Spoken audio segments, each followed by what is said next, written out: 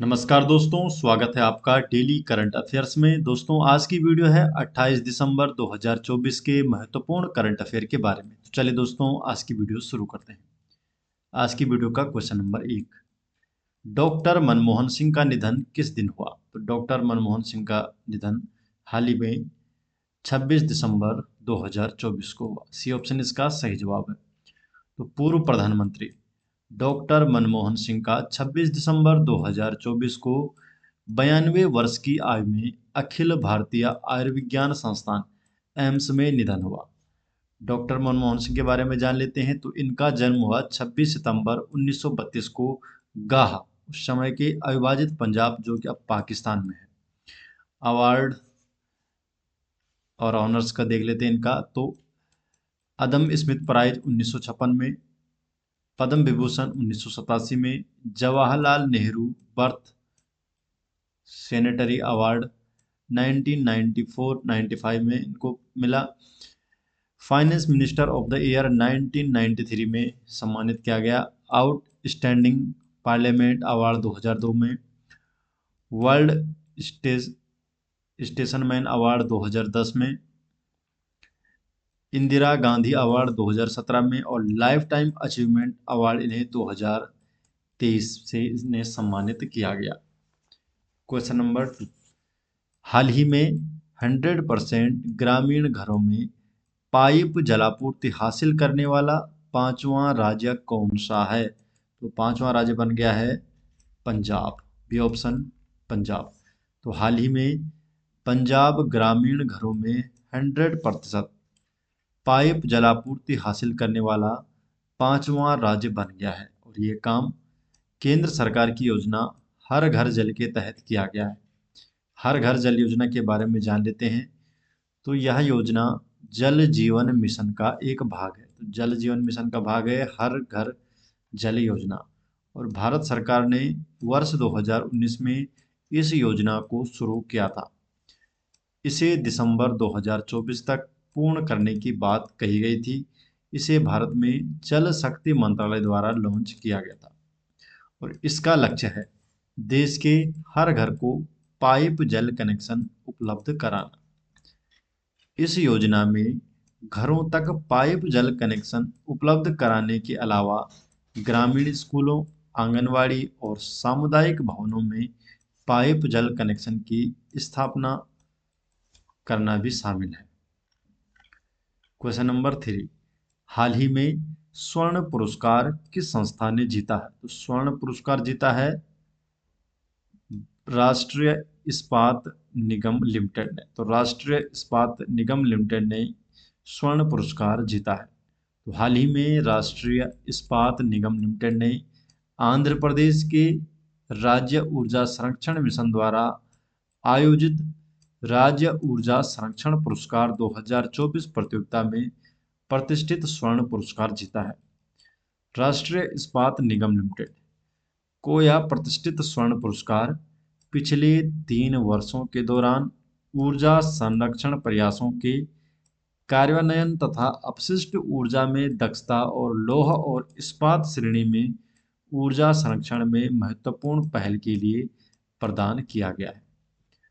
राष्ट्रीय इस्पात निगम लिमिटेड यह इस्पात मंत्रालय के अधीन नवरत्न श्रेणी का सार्वजनिक क्षेत्र का उद्यम है और यह विशाखापत्तनम स्टील प्लांट की कॉरपोरेट इकाई है। ये देश का पहला तट आधारित इंटीग्रेटेड स्टील प्लांट है और इसे विजाग स्टील के नाम से भी जाना जाता है। स्थापना हुई थी 1982 में और मुख्यालय इसका विशाखापत्तनम में। क्वेश्चन नंबर 4, सिलिनेक्स द्विपक्षीय नौसैनिक अभ्यास भारत और किस देश के बीच आयोजित किया जाता है? तो जो सिलिनेक्स है, तो सिलिनेक्स जो द्विपक्षीय नौसैनिक अभ्यास है, ये भारत और श्रीलंका के बीच आयोजित किया जाता है। तो भारत और श्रीलंका के बीच द्विपक्षीय नौसैनिक अभ्यास सिलिनेक्स 24 श्रीलंका भारत अभ्यास 2024 17 से 20 दिसंबर तक विशाखापत्तनम में पूर्वी नौसेना कमान के तत्वाधान में 2 चरणों में आयोजित किया गया था। पहला था बंदरगाह चरण जो कि 17 से 18 दिसंबर 2024 तक हुआ, और दूसरा चरण था समुद्री चरण जो 19 से 20 दिसंबर तक संपन्न हुआ। दोनों देशों के बीच इसकी शुरुआत हुई थी वर्ष 2005 में। क्वेश्चन नंबर 5, हाल ही में बॉल्ड ईगल को आधिकारिक तौर पर किस देश का राष्ट्रीय पक्षी घोषित किया गया है? तो बॉल्ड ईगल को यूएसए का, संयुक्त राज्य अमेरिका का राष्ट्रीय पक्षी घोषित किया गया है। 24 दिसंबर 2024 को राष्ट्रपति जो बाइडेन ने एक ऐतिहासिक कानून पर हस्ताक्षर किए जिसके तहत आधिकारिक तौर पर बॉल्ड ईगल को संयुक्त राज्य अमेरिका का राष्ट्रीय पक्षी घोषित किया गया है। क्वेश्चन नंबर 6 है, हॉकी इंडिया लीग 2024-25 कहाँ आयोजित की जाएगी? जो हॉकी इंडिया लीग 2024-25 है इसे राउरकेला में आयोजित किया जाएगा। सी ऑप्शन इसका सही जवाब है, राउरकेला। तो हॉकी इंडिया लीग 2024-25 की शुरुआत 28 दिसंबर 2024 को बिरसा मुंडा हॉकी स्टेडियम राउरकेला में इसका आयोजन किया जाएगा।